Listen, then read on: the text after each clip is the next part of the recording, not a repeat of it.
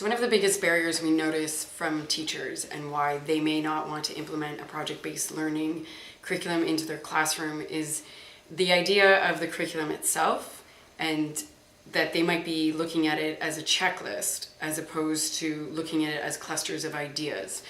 And as an administrator, you really need to give them the permission to be able to explore how these connections can be made throughout the curriculum, and support them in their journey in taking a risk and trying this out. You might get some pushback from parents, and all it takes at that note is to sit down with the parents and educate the parents on the amount of skills that students are getting from actually experiencing learning through this holistic environment, as opposed to an environment where the subjects are siloed and a checklist is being done and connections are not being made for students. So oftentimes we'll talk about the real world, and we need to be implementing more of the real world into the classroom. And what we forget is that the students actually live in the real world, and many of them bring to our classroom experience.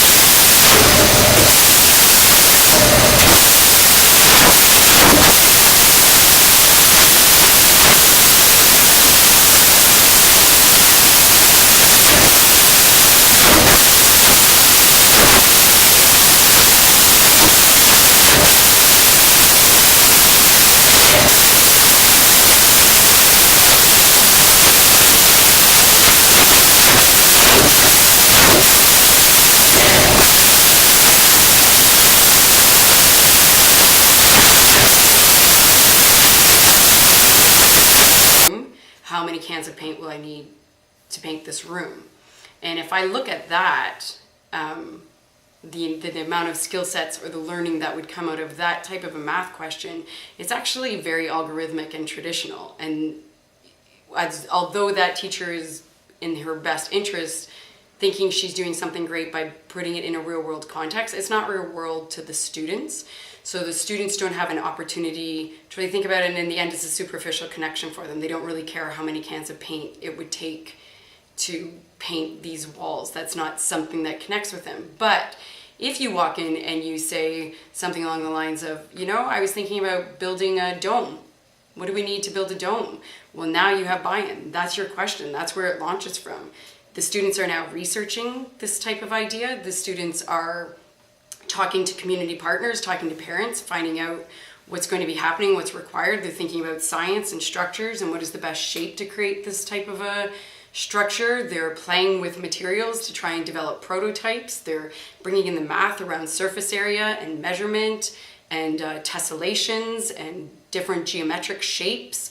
And now you have a real world context that's not only real world, but culturally relevant. Like, students can bring any type of thinking, any type of background, because you're giving them a common experience. So we're building off of the level of which each student in our classroom is prepared for. So I think that the best thing an administrator could do in order to promote this type of learning in their school or as a system is just to really focus on what is the purpose of education. And is the purpose of education checking off all of those expectations and testing kids on knowledge? Or is the purpose of education to create those 21st century competencies that we know are going to be needed as children move into the future and into higher education and into a job opportunity? And I think that's what we need to be focusing on. And are we providing students with those types of opportunities? And are we making that a priority over just content knowledge?